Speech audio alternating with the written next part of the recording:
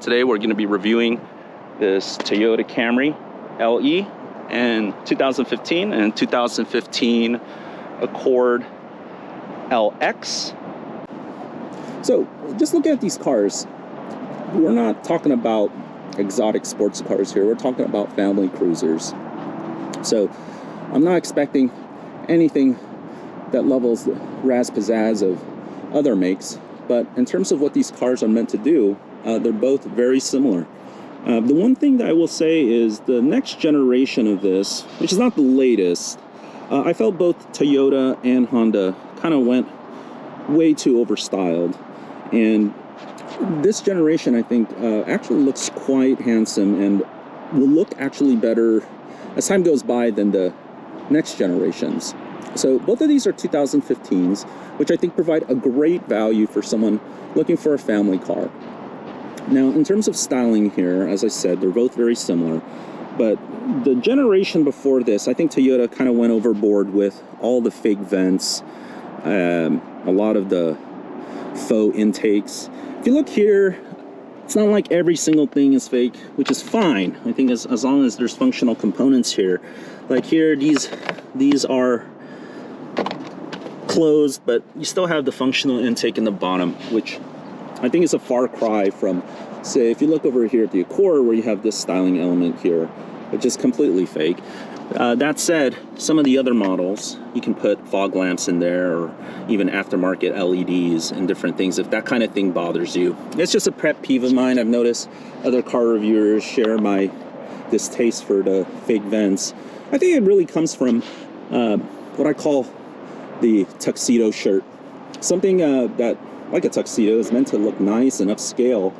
When you make it fake and just kind of print it on a shirt, just kind of puts a bad taste in your mouth. So I think that's where that comes from. Just looking from the back here, I actually like this more squarish lights than the Accord that came out after this, not the newest one, which people have called the lobster claw or the staplers. This one does have the alloy wheels, which unfortunately the Toyota just has the steel wheels, although these plastic hubcaps don't look too bad. And I think for many people, they quite frankly couldn't care less. So it kind of depends on personal taste.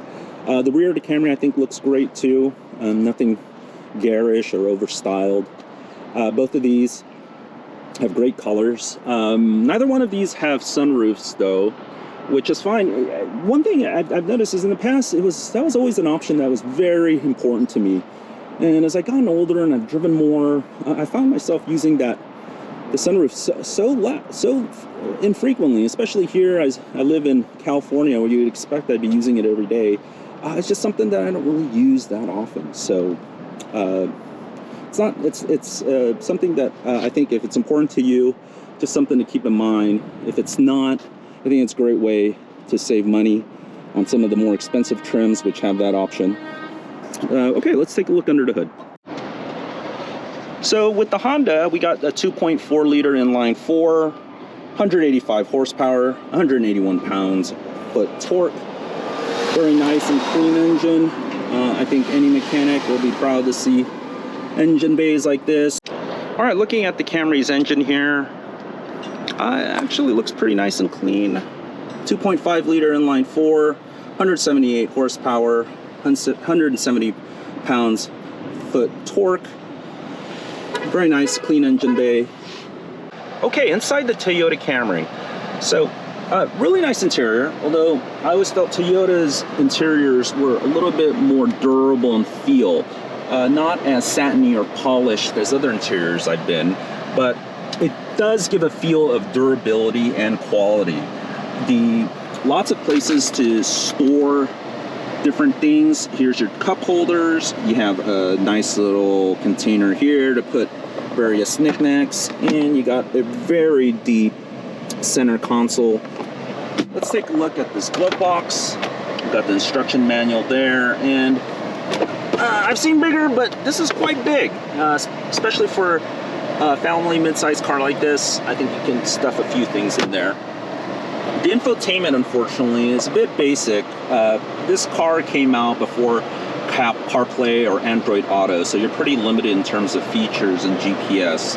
But you do got the basic radio functions here, which has basic information that comes over the airwaves, so you don't have to pay for XM. That's a little plus there.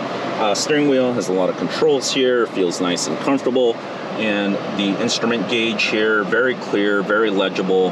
It's got plenty of things here that you can customize and have your drive information displayed.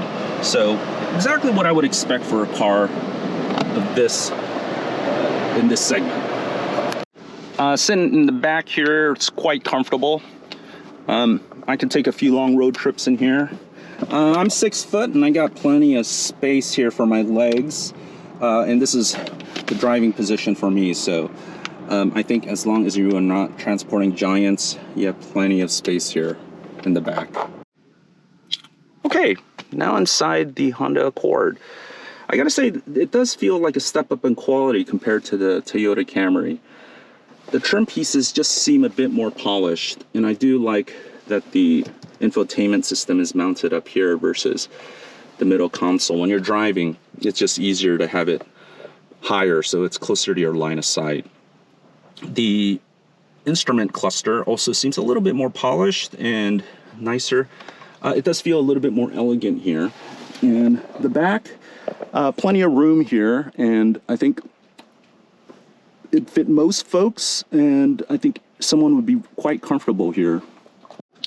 Okay, back here with the Accord, pretty spacious. I gotta say, it's very comparable to the Camry, very comfortable. I can take a long trip here, rest. All right, and looking at the Accord, I gotta say the trunk looks a little bit nicer here, not as much bare metal. Again, plenty of space to have all your stuff in here, assuming you're not moving too much big bulky stuff. All right, let's take this Camry out on the road and see what she's got. So I can tell you right away that the Camry does have a more comfortable feel to it. This stick shift has the manual shift option, which I've never really used in any car that's offered it. I almost feel like it's a detraction, although I'm sure many folks out there do like it. So if you do enjoy that feature, that's one thing that the Camry has here. The other thing I want to mention is this car still has a traditional transmission, whereas the Accord has the CVT, which a lot of folks don't really like the droniness of it, and also the feel of not having traditional shifts.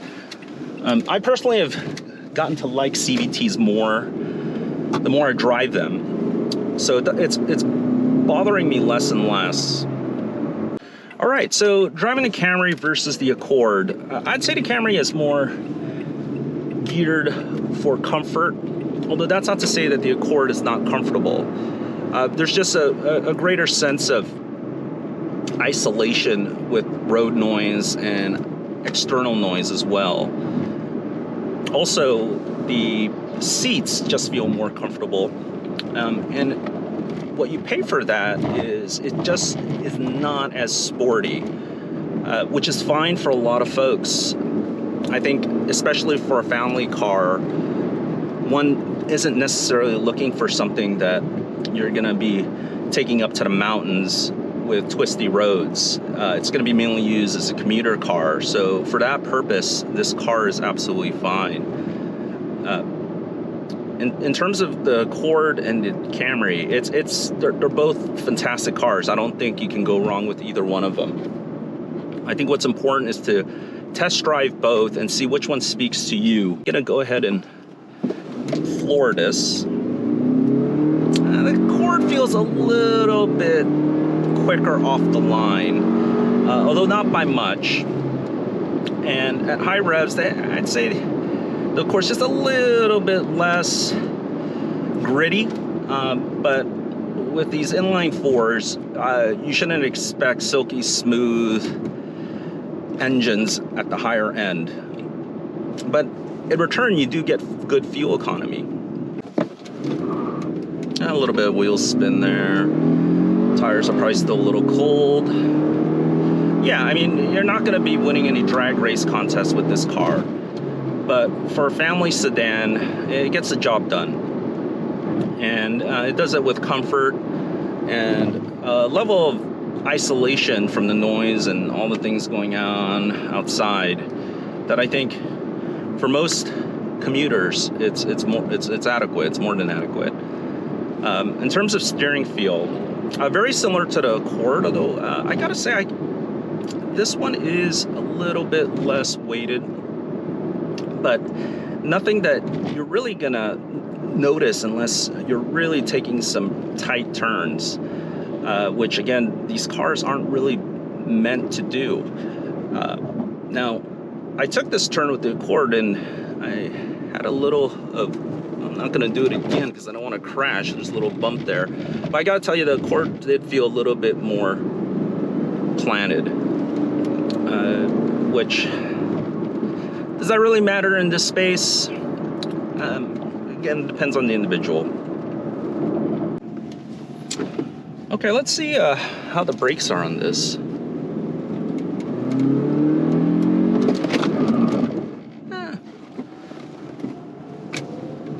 Pretty much what I expect from this anti-lock brakes kicked in. Let's stretch its legs out a bit. In terms of it's a little bit smoother than the Camry's engine, although it's still, the engine's still pretty raspy once you get into the high revs. Let's take this turn and see how this car does. Much more planted than the Accord.